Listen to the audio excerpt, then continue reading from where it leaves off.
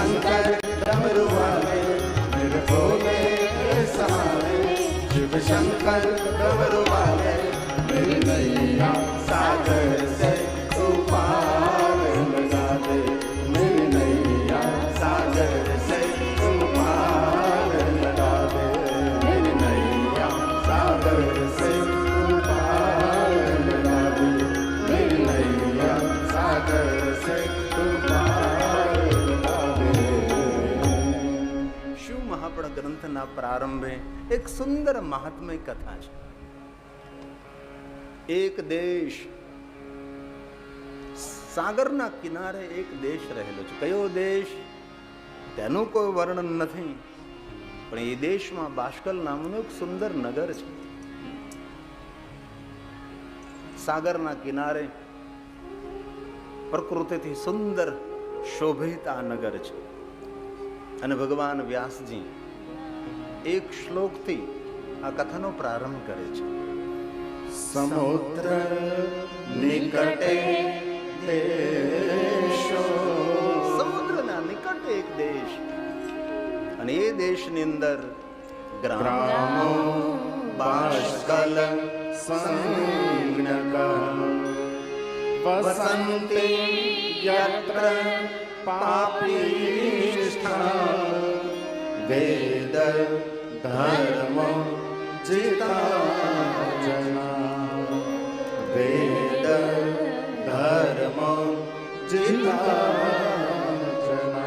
નગર રળિયામણું નગર છે, પણ આ નગરનું દુર્ભાગ્ય એ છે કે આ નગરમાં કોઈ સારો માણસ રહેતો નથી.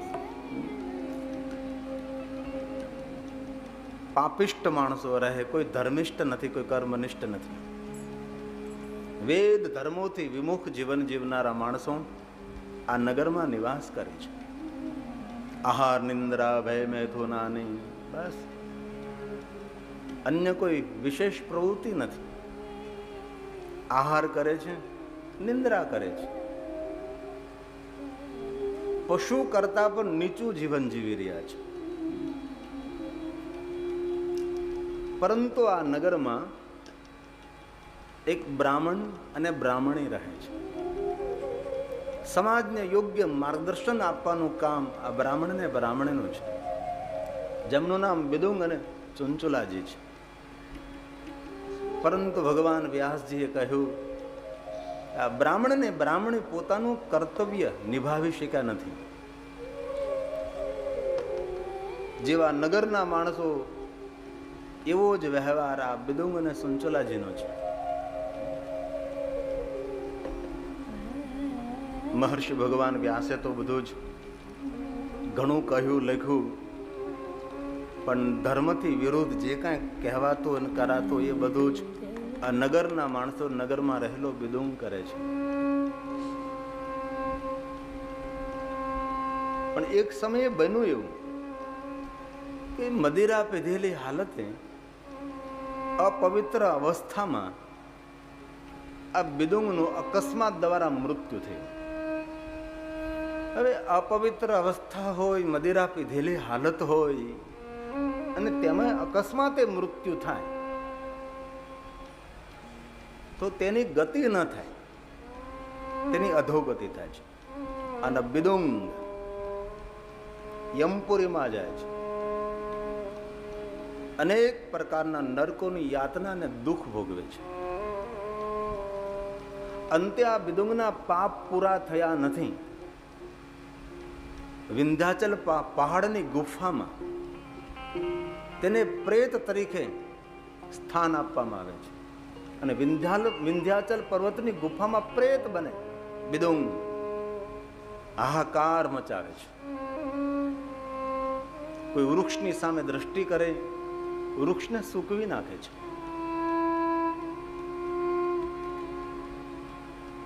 આકાશમાં કોઈ પક્ષી જતું હોય ને પક્ષીની સામે નજર કરે, પક્ષી તડપી ધરતી પર પડે છે. હાહાકાર મચાવવા લાગ્યો છે. તૃષા લાગે છે, પાણી પીવું છે. આ બિદુંગ નામનો પ્રેત પાણી પીવા માટે દૂર દૂર જાય છે. કોઈ કુવાની અંદર નીચે ઉતરે છે, જલ સામે દ્રષ્ટિ કરે, જલ સુકાઈ જાય છે. તૃષાની વેદના સહન થતી નથી. રુધિરના આંસુથી ભયંકર રુદન કરે છે. જંગલનું વાતાવરણ અતિ ભયાનક બનાવ્યું છે. જલ પીવા માટે, પાણી પીવા માટે દૂર દૂર જાય છે. કોઈ સરોવરમાં જાય, સરોવર ઉપર નજર કરે, દ્રષ્ટિ કરે, સરોવર સુકાઈ જાય છે. દૂર દૂરની યાત્રા કરે, કોઈ સરિતાના તટે જાય, સરિતામાંથી પાણીનો ખોબો ભરે છે, અંજલિ ભરે છે, પાણી પીવાની તૈયારી કરે છે. પણ મુખ પાસે પાણી આવતા જ જલ સુકાઈ જાય છે.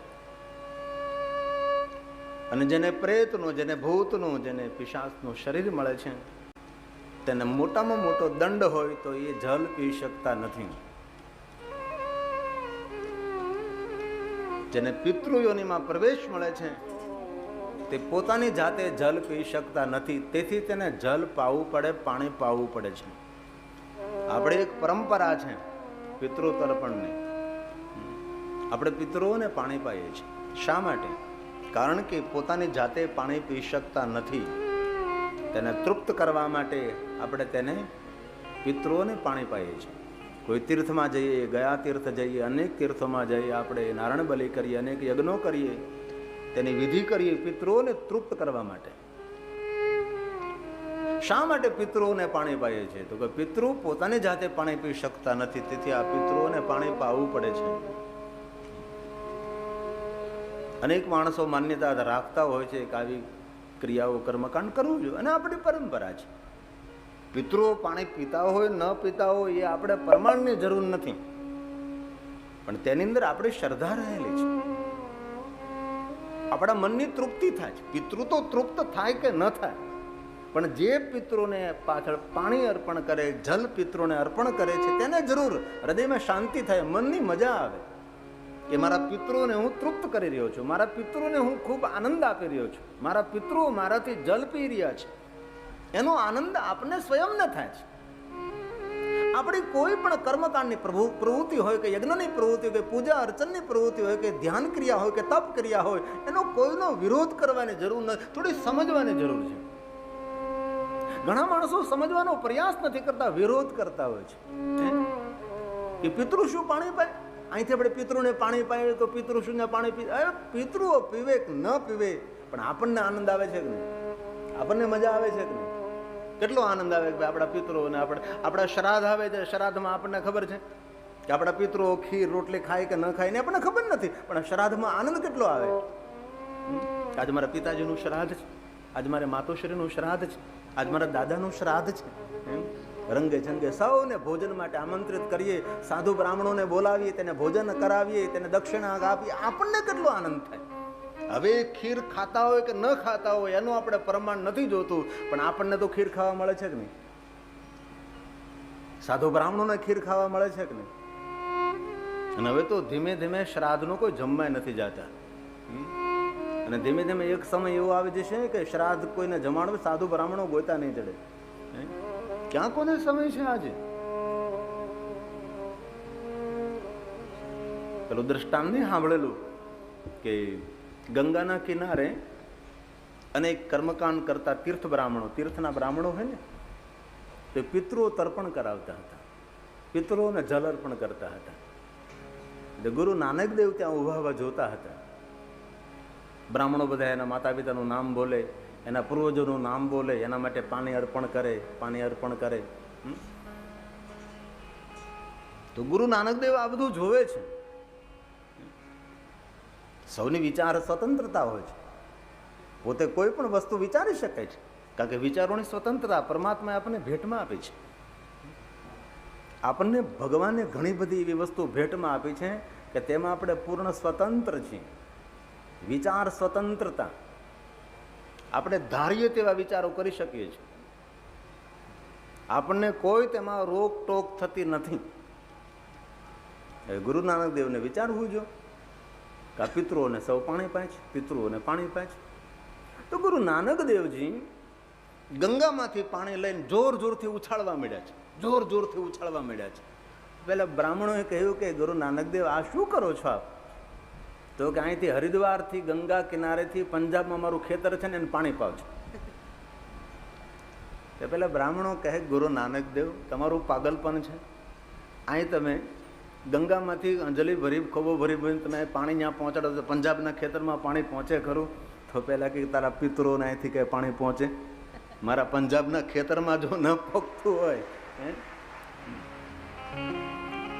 પણ શ્રદ્ધાનો વિષય છે, કરવું જોઈએ, ખૂબ આનંદ આવે. પિતૃ માટે કાંઈ કરીએ તો આપણને ખૂબ હૃદયની તૃપ્તિ થાય, મનની મજા આવે. તો પિતૃને તૃપ્ત કરવા માટે, પિતૃઓને જલ અર્પણ કરવા માટે અનેક પદ્ધતિઓ આપણી પાસે છે. કર્મકાંડની અંદર સુંદર સુંદર પદ્ધતિઓ અલગ અલગ રીતે દેખાડી. એ બધું થઈ શકે તો બહુ સારું કહેવાય, અતિ સુંદર વાત છે. પણ એ ન થઈ શકે તો રોજ સૂર્યનારાયણને જલ અર્પણ કરવું. ઓમ ભાસ્કરાય વિદ્મહે દિવાકરાય ધીમહિ. રોજ સૂર્યનારાયણને જલ, પિતૃ તૃપ્ત થાય. તે પણ ન થઈ શકે તો રોજ તુલસીને જલ અર્પણ કરો, પિતૃ તૃપ્ત થાય. એ પણ ન થઈ શકે તો વટવૃક્ષને જલ અર્પણ કરો. એ પણ ન થઈ શકે તો પીપલ વૃક્ષને જલ અર્પણ કરો. એ પણ ન થઈ શકે તો બિલવૃક્ષને જલ અર્પણ કરો. અને જે માણસ બિલવૃક્ષને જલ અર્પણ કરે છે તેને દરેક તીર્થોની પૂજા કરવાનું ફલ પ્રાપ્ત થાય છે. બ્રહ્મા, વિષ્ણુ અને મહેશ ત્રિદેવતાઓને સ્નાન કરાવવાનું ફલ બિલવૃક્ષને જલ અર્પણ કરવા માત્રથી પ્રાપ્ત થાય છે. કારણ આ બિલવૃક્ષની અંદર ત્રિદેવતાઓ નિત્ય નિવાસ કરે છે. અને આ વાત કોઈ કલ્પિત નથી. આનું પ્રમાણ બિલ્વાષ્ટકમાં છે. કારણ કે બિલવૃક્ષના મૂળની અંદર મૂળ તો બ્રહ્મ રૂપાય મધ્ય તો વિષ્ણુ રૂપેણ અગ્રતઃ શિવ રૂપાય એકમ બિલ્વં શિવાર્પણમ.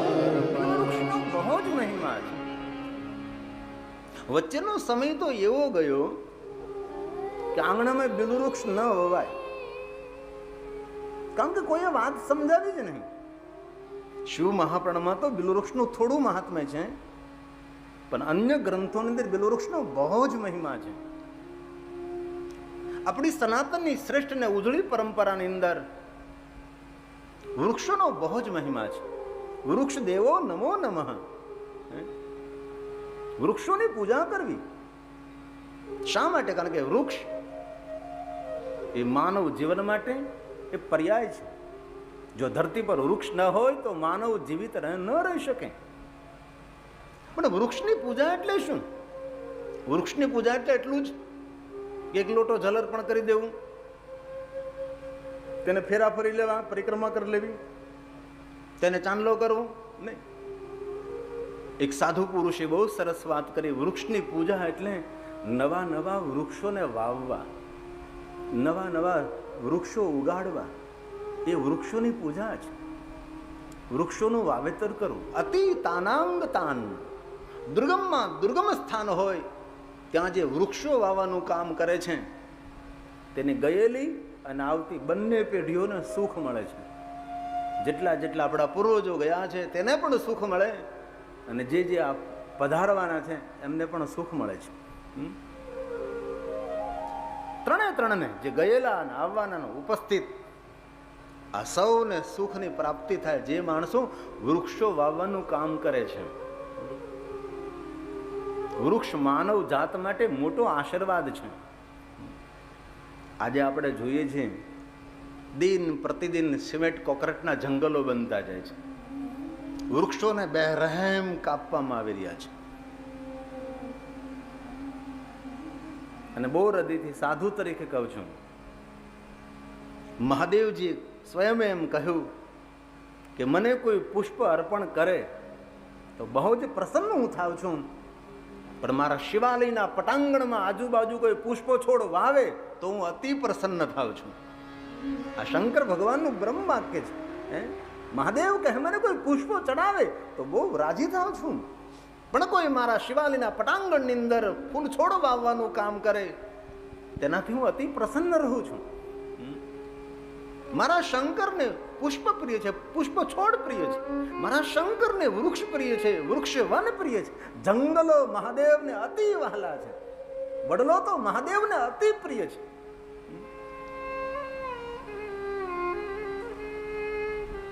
વચ્ચેનો સમય એવો આવ્યો છે, આવ્યો હતો, હવે તો ધીમે ધીમે લોકોમાં સમજણ આવવા લાગી છે કે પીપળો આંગણે ન વવાય તેમાં ભૂત રહે, વડલો આંગણે ન વવાય વડલામાં ભૂત રહે.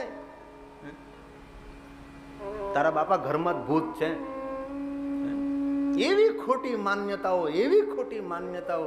એટલે ઘોંઘાટ બહુ કરે છે માએ. થોડું ઈકો જો ઘોંઘાટ ઓછો કરી દે ને, આમ મોનો વગડવું કરી નાખ ભાઈ સાગર.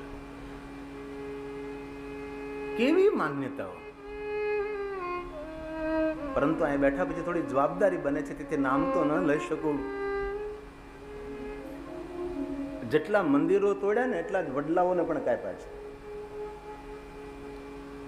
જેટલા મંદિરોને બે રહેમ તોડવામાં આવ્યા, કારણ કે હિન્દુઓ વડલાની પૂજા કરતા હતા. વડલાઓને પીપળાઓનો પણ કચ્છર ઘાણ બોલાવી દેવામાં આવ્યો છે. કારણ કે આપણે વડલા પ્રત્યે ખૂબ આદર રાખીએ છીએ. શા માટે વડલા પ્રત્યે આદર? કારણ કે વડલો 1000 વર્ષ સુધી આ ધરતી પર ઓક્સિજન છોડવાનું કામ કરે છે. વડલો એ ધરતીને પકડી રાખે છે, ધરતી ધોવાથી અટકે છે. તેથી વડલાનો મહિમા, વડવૃક્ષનો મહિમા છે. વડવૃક્ષને આપણે ભગવાન શિવજીનું સ્વરૂપ માનીએ છીએ. અને શિવ મહાપુરાણમાં કહ્યું કે જે કોઈ માણસ એક વડલો વાવે, પીપળો વાવે અને વડલાને પીપળાને મોટો કરે છે, તેને 100 કલ્પ સુધી વૈકુંઠ લોકમાં રહેવાનો અવસર પ્રાપ્ત થાય છે. એવું તો ખરા આપણા શાસ્ત્રોની કેટલી સુંદર વાતો છે. મંદિર ભલે થોડું નાનું બને પણ વૃક્ષો વાવવા, કારણ કે વૃક્ષો એ માનવ જાત માટે એક જીવન છે, માનવ જાત માટે આશીર્વાદ છે. કોઈ પણ અપેક્ષા વગર આ દુનિયાને ફલ ધરનારા કોઈ જો હોય તો જેનું નામ છે વૃક્ષ દેવો નમો નમઃ. એ વૃક્ષ છે. માણસ વૃક્ષ પ્રેમી બને. મેં ઘણી કથાઓમાં કહ્યું, પણ લગભગ રાણસીકી વખતે જ એક બાજુના ગામડામાં મને જવાનું થયું હતું. એ પટેલ પરિવારના ભાઈઓ, એના પિતાના ભાગની જમીન, કારણ કે પિતા હયાતમાં જમીનોના ભાગ પાડે. જ્યારે પિતા દેવલોક થયા, એમના પિતાજીની જમીન જે હતી એ ભાઈઓએ વહેંચી નહીં. નકર તો આમ તો નિયમ એવો કે ભાઈ પિતાજી દેવલોક થયા, મા પણ દેવલોક થઈ, એટલે મા બાપની જે જમીન હોય એ ભાઈએ ભાગે વહેંચાઈ જાય, અથવા કોઈ પૈસા બોલી નાખે તો સૌ ભાઈએ ભાગે ભાગ પાડી લે. પણ આ ભાઈઓએ ભેગા મળીને શું કર્યું તો કે આપણા માતા પિતાની જે જમીન છે એક પણ ભાઈને લેવાની નથી. માતા પિતાની પાછળ પાણી ઢોળ કરવું પડે છે, પણ આપણે પાણી ઢોળવું નથી. સુંદર એક સમાજને પ્રેરણા પૂરી પાડનારો સુંદર વિચાર એ સમાજને આવ્યો. એ માતા પિતાના ભાગ્યની જે જમીન હતી એ જમીનમાં વડલા, પીપળા અને સુંદર વૃક્ષો આવ્યા અને વૃક્ષોને પાણી પાયું છે. માતા પિતાની પાછળ પાણી ઢોળ્યું નથી, વૃક્ષોને પાણી અર્પણ કર્યું છે. જેટલી માતા પિતાના ભાગની જમીન હતી એમાં વૃક્ષો આવ્યા છે. સુંદર વડલા અને પીપળા અને વાવ્યા છે, લીમડા વાવ્યા છે. આપણી ધરતીને લીમડો બહુ ભાવે છે અને લીમડાનો તો કેટલો મહિમા છે. લીલી લીમડની છાયા એવી માત પિતાની માયા. ધમધોકાર ઉનાળો હોય, પાનખર ચાલતો હોય, કોઈ જગ્યાએ વૃક્ષ લીલું ન હોય ત્યારે લીમડી એ લીલી હોય છે. છાંયડો પણ આપે, શીતળતા પણ આપે અને સાથે સાથે સુગંધ પણ આપે છે. લીમડાની જે મહેક આવતી હોય, લીમડાની જે સુગંધ આવતી હોય, એમાંય ચૈત્ર માસની અંદર લીમડાનો મોર ખાય. એક બિલ્વપત્રનું પાન, એક તુલસીનું પાન અને એક લીમડાનો થોડો મોર, કોલ જેને કહીએ, એ ત્રણેય ભેગું કરીને જે ખાય આખું વર્ષ નિરોગી રહે. આમાં ઘણા માણસો આવા પ્રયોગો કર્યા હોય. ચૈત્ર માસની અંદર લીમડાનો કોલ હોય, કુણા કુણા બિલ્વપત્ર હોય અને સાથે તુલસી પત્ર હોય. આ ત્રણેયને ભેગા કરી અને ખાવાથી માણસની જઠરાગ્નિ સતેજ થાય છે, રોગ પ્રતિકારક શક્તિ તેની વધે છે.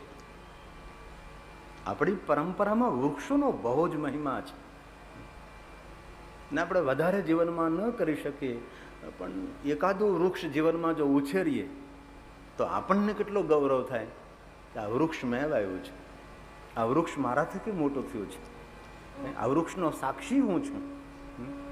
અને આ સભામાં અનેક એવા પુણ્યવાન ને પવિત્ર માણસો હોય જે વૃક્ષ પ્રેમી હોય છે, જે વૃક્ષને પ્રેમ કરતા હોય છે. અને ડાયા માણસો આવું સુંદર કામ કરતે છે, સુંદર સુંદર વૃક્ષો આવે છે. વૃક્ષો વાવવાનું, વૃક્ષોનું જતન કરવાનું, વૃક્ષોની રક્ષા કરવાનું કામ કરે છે. અરે જંગલોમાં જઈ જઈ સુંદર માળાઓ ગોઠવે છે, ચકલાઓને રહેવા માટે પાણીના કુંડાઓ લટકાવે છે, અનાજના દાણાના કુંડાઓ લટકાવે છે કે પક્ષીને પાણી મળે, પક્ષીને અન્ન ખાવા મળે. એક સમય તો એવો હતો, આપણે ચોમાસાની અંદર ખેતી કરતા, મગફળી વાવતા, ત્યારે ચારો તરફ આપણે જુવાર વાવતા, 3 લાઈન અથવા 4 અથવા 5 ખેતરને ચારે તરફ. આ જ્યારથી કપાસનું વાવેતર શરૂ થયું ત્યારથી આ બધું ખતમ થયું. ચારે તરફ શેઢો વાવતા આપણે, તેમાં થોડા કઠોળના પણ છોડ હોય, જુવારના મોટા મોટા કરડા થાય, એમાં અમુક અમુક તો બહુ મીઠા હોય, શેરડીની જગ્યાએ ખવાય પણ શકે. પણ હવે આ વસ્તુ બંધ થઈ છે. એક પક્ષી પ્રેમી માણસ પ્રોફેસરે મને કહેલું કે દરેક ખેડૂતોને પ્રેરિત કરજો કે તમારા ખેતરના શેઢે જુવારના છોડ વાવે, અને જુવારના છોડને જે જુવારના કરહડ આવે, જેને કરહરડું કહેવાય ને, ડુંડું, એ આવે તે લણે નહીં, લે નહીં. કારણ અનેક પક્ષીઓ એવા છે જે શરમાળ પક્ષી હોય છે, જે ગામમાં ન આવી શકે. કાગડો તો સીમમાં રહે ને ગામમાં રહે ને હિમાલય પહાડમાં રહે, કેવો પાકો જોતો ખરા. પણ અમુક પક્ષીઓ એવા હોય છે કે શરમાળ હોય છે, તે ગામની અંદર ન આવે, તે જંગલમાં જ રહેતા હોય છે. એવા પક્ષીઓને આ છણ મળે, દાણા મળે, તેના માટે છે. અને ડાયા ખેડૂતો આવું બધું કરે છે. અરે એવા મેં ખેડૂતોને જોયા છે કે પોતાની વાડી અંતરિયાળ હોય ને તો એક મોટી પાણીની કુંડી રાખે અને આખી પાણીને ભરી રાખે. જંગલનું કોઈ પશુ, જંગલનું કોઈ પ્રાણી, કોઈ હરણા, એ પીવા માટે ત્યાં આવે. આવા પરોપકારી માણસો હોય છે, પરોપકારી માણસો હોય છે. એક ખેડૂત મને મળેલો, આજે મારાથી બહુ એક સારું કામ થયું. મેં કહ્યું કેવું સારું કામ થયું? ખેતરમાં કંઈક નવું વાવ્યું લાગે છે. તો નવું વાવેતર કર્યું હોય, તમે બીજું શું કરો? બસ નવું કાંઈ વાવ્યું હોય, નવું કાંઈ ખેતરમાં કાંઈ કર્યું હોય. ન તો કે મારાથી બપોરે બહુ સારું કામ થયું. બપોરે બહુ સારું શું કામ થયું? એટલે બહુ સુંદર. તમે જુઓ, ખેતી કરતો, મેલા ઘેલા કપડાં પહેરતો આ ખેડૂત હર્ષ ઘેલો થઈને કહે છે કે બરોબર બપોરે મેં હાથી છોડ્યું, બળદને બાવળને નીચે બાંધ્યા અને ભાત ખોલીને, વાડી આવે તેને ભાત કહેવાય ને, એમાં ભાત હોય નહીં. દાળ ભાત તો ઘરમાં જ હોય, પણ જેમાં ભાત ન હોય તો પણ તેને ભાત કહેવાય છે. આપણે સૌ તો ગામડામાંથી આવેલા હોય, આપણે આવું બધું જોયું હોય. સુંદર મજાની માટલીમાં છાશ હોય, સુંદર બાજરાના રોટલા હોય, કડવા કોઠીબાની કાચરી હોય, સુંદર મજાનું કેરીનું આથણું હોય, તેલને ગોળ હોય, સુંદર મજાનું રસાવાળું શાક હોય અથવા અડદની દાળ હોય, અને ભાતમાં બધું એમ કપડાથી બંધાવીને આવ્યું હોય. એમાં ભાત હોતા નથી, પણ જેને ભાત કહેવાય છે. એ ખેડૂતે મને કહ્યું કે મારું ભાત મેં ખોલ્યું, આખા 2 રોટલા ઘીથી ચોપડેલા, 4 રોટલી ઘઉંની. ભૂખ તો એવી લાગી હતી કે 2 રોટલા પણ ઉપડી જાય ને 4 રોટલી પણ ઉપડી જાય. પણ હું જે જમવાની આમ તૈયારી કરતો હતો, બટકો માંડ્યું હજી, ત્યાં એક કૂતરી આવી, પૂંછડી પટપટ પટપટ પટપટ કરવા લાગી. તો એ ખેડૂતને થયું કે આ ભૂખી લાગે છે. હું ઊભો થયો એટલે કૂતરી ચાલવા લાગી. એ ખેડૂતે વાત કરી, કૂતરી ચાલવા લાગી. હું એની પાછળ પાછળ પાછળ પાછળ પાછળ ગયો. એ ખેડૂતે મને વાત કરી. તો મારા ખેતરના શેઢે તેને સુંદર મજાના બચ્ચાઓને જન્મ આપ્યો હતો.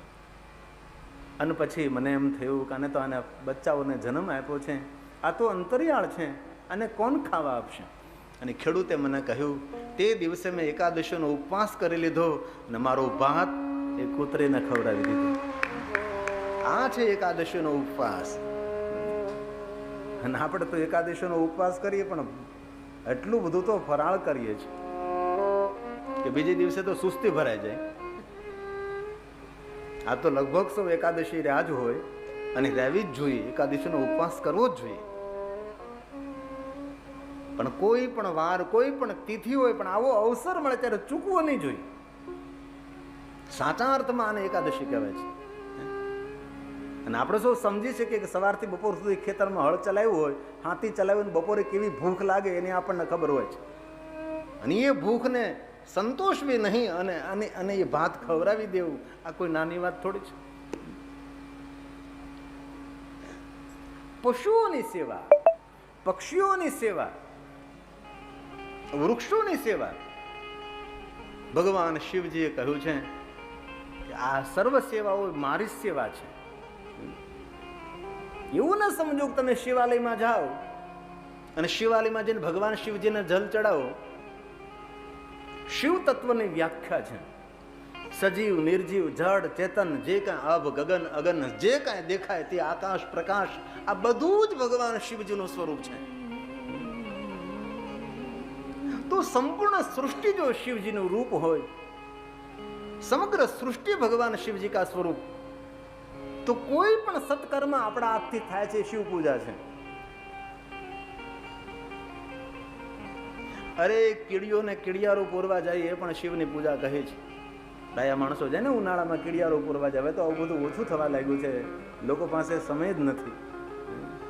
પણ હજી પણ કોઈ કોઈ માણસો, આવા ડાયા માણસો આપણે જોઈએ છે, કીડિયારો પૂરવા જાય, કીડીઓને ખાવાનું આપવું જાય. અને હજી પણ કહેવત છે કે ઘરમાં વધારે પડતી કીડીઓ નીકળે તો સમજવું કે અહીંયા ધન આવવાનું છે, આ અંધાણ છે, સારું થવાનું છે, સારું થવાનું છે. તો પિતૃને તૃપ્ત કરવા માટે વૃક્ષોને જલ અર્પણ કરો. પિતૃઓને તૃપ્ત કરવા માટે નવા નવા વૃક્ષો વાવો. પિતૃઓ તેનાથી ખૂબ રાજી થાય છે, તેનાથી ખૂબ પ્રસન્ન બને છે. આ બધું ન થઈ શકે તો પિતૃને તૃપ્ત કરવા માટે શ્રેષ્ઠ ઉપાય મહાદેવને જલાભિષેક કરો. ઓમ નમો ભવા શર્વા રુદ્રાય વરદાય પશુનાપતિ, બાબાને જલાભિષેક કરો. જે માનવ શિવજીને જલ અર્પણ કરે છે તેના સર્વ પિતૃ સર્વ રીતે તૃપ્ત થાય છે. જો તમે જે માનવ નિત્ય ભગવાન મહાદેવને જલ ચડાવે છે તેને કોઈ પિતૃની પીડા નથી રહેતી, કારણ કે મહાદેવજીને જલ ચડાવવાથી પિતૃ ખૂબ પ્રસન્ન રહે છે, તેના પિતૃ તૃપ્ત રહે છે. મહાદેવને જે જલ ચડાવે છે એને કોઈ ગ્રહ પીડા ન રહે, એને કોઈ સર્પદોષ ન રહે, તેને કોઈ કાલ સર્પદોષ ન રહે, કોઈ ગ્રહ પીડા ન રહે. આ ગ્રહોની પીડા, આ સર્પદોષ, આ કાલ સર્પદોષ, આ પિતૃઓની પીડા, આ બધી પીડાથી કોણ પીડિત હોય? જે ભગવાન મહાદેવની પૂજાથી વંચિત રહેલો છે, શિવ પૂજાથી દૂર રહેલો. ન કુર્વંતી મૂર્ખા શિવ પૂજનમ. જે મૂર્ખ માણસો છે તે શિવ પૂજા નથી કરતા. આ ધરતીનો ડાયો માણસ કોણ છે? તો કે ભગવાન શિવની જે પૂજા કરે છે.